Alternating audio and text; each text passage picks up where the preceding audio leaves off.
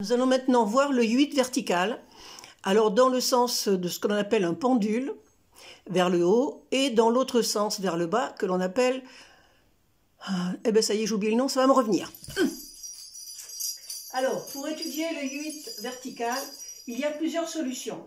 La première, c'est, toujours bien souple sur ses genoux, d'essayer de travailler sans réfléchir. Alors, vous envoyez promener vos hanches de chaque côté, en passant le poids du corps d'un pied sur l'autre.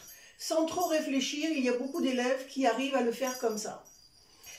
Donc, il faut simplement, je vous le fais de dos, que vous considériez que là, vous avez un poids, ici, vous avez un fil, et ça balance, le poids balance au bout du fil de votre colonne vertébrale. Et si vous pouvez, vous vous servez de vos pieds pour essayer de soulever vos hanches à chaque extrémité. Ça, c'est une possibilité de le faire sans trop réfléchir à l'instinct. Maintenant, si cette façon-là ne vous convient pas, on va essayer de le faire en détaillant ce qui se passe dans vos hanches à ce moment-là. Donc ça se travaille avec les jambes beaucoup plus écartées. C'est uniquement pour le travailler et non pas pour le danser dans une chorégraphie. Vous essayez de sortir votre hanche. Vous soulevez votre pied, ça fait soulever la hanche, et vous rentrez à l'intérieur en bas. Vous sortez la hanche. Vous soulevez avec la cheville, vous rentrez à l'intérieur en bas. Vous sortez la hanche. Vous soulevez avec votre cheville, vous rentrez la hanche en bas. Vous sortez la hanche, vous soulevez, vous rentrez et vous êtes en bas. Ce qui fait que votre hanche, elle va faire un cercle par ici. Et là, vous allez essayer de créer un biais pour croiser. Et vous allez sortir l'autre hanche. Vous allez essayer de créer un biais pour croiser. Vous sortez l'autre hanche. Vous faites un biais pour croiser. Vous sortez l'autre hanche. Vous faites un biais pour croiser. Alors, les défauts principaux dans les cours, c'est que les filles, elles sortent la hanche et quand elles soulèvent, elles sont déjà parties sur l'autre pied. Il faut sortir la hanche, soulever et après seulement rentrer. Et maintenant, je transfère le poids du corps sur l'autre jambe. Je soulève, je rentre et seulement une fois que c'est rentré et baissé, je passe sur cette jambe-là, je soulève, je sors, je rentre, je descends et seulement maintenant je change mon poids du corps. C'est-à-dire que si vous ne faites pas les opérations dans l'ordre, ça ne va pas donner un 8. L'idée, c'est de visualiser un 8 qui est en forme comme ça, d'un signe infini mathématique couché. Voilà. Alors celui-ci est très très utilisé dans la danse orientale, c'est malheureusement pas le plus facile à faire. On essaye encore. Donc une fois que vous avez compris le principe et que vous arrivez à le faire en passant d'une jambe sur l'autre, vous voyez que quand je danse, j'ai resserré les pieds. Vous essayez de le travailler en descendant vos hanches plus bas, en pliant les genoux, ou en montant au contraire. En tout cas, ça ne se fait jamais, enfin, ça ne se fait pas beaucoup en jambes tendues, on va dire.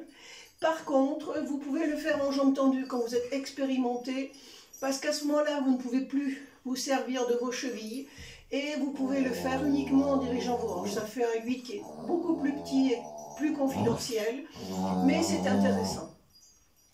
Alors, la chose qu'il faut appliquer, c'est que plus vous descendez les hanches, et moins vous descendez les bras. C'est-à-dire que si je plonge les hanches, mes bras restent en l'air. Et quand je remonte, mes bras reviennent à leur position normale. Encore, je descends les hanches, vous voyez que mes bras restent en l'air, et je remonte. Ne me faites pas, je descends avec les bras comme ça, parce que là on a l'impression que vous disparaissez sous terre et qu'il n'y a plus personne. Le chien se pousse et on continue. L'autre 8, le même que celui-là qui va en sens contraire. Alors, là, il faut essayer de visualiser, je vais faire de la pub pour McDo. Vous voyez le M de McDo. C'est un M avec deux courbes comme ça, là. Donc, vous allez essayer de dessiner avec vos hanches le M de McDo. C'est-à-dire que vous partez d'en bas, vous soulevez votre hanche à l'intérieur de vous, et seulement après, vous la sortez et vous descendez. Vous soulevez la hanche à l'intérieur de vous, seulement après, vous sortez, vous descendez. Vous soulevez à l'intérieur de vous, vous sortez et vous descendez. Vous soulevez à l'intérieur de vous, vous sortez et vous descendez. Oui, ça s'appelle un maya. Depuis tout à l'heure, j'avais un trou. Alors, je rentre et je sors. Je monte à l'intérieur et je sors. Je monte à l'intérieur et je sors. Je monte à l'intérieur et je sors. Ce qui va donner, vous voyez, un système de hanches qui est comme ça, un peu à l'envers, un peu déhanché. Hop, hop, et hop. Alors, pareil, on n'ouvre pas les genoux. C'est-à-dire que vous ne faites pas des histoires comme ça. Hein, vous regardez bien vos genoux les uns après les autres. Et normalement, dans un maya, les jambes sont quasiment collées. Voilà, ne me faites pas un machin comme ça, rendez-vous compte à quel point ça peut devenir vulgaire.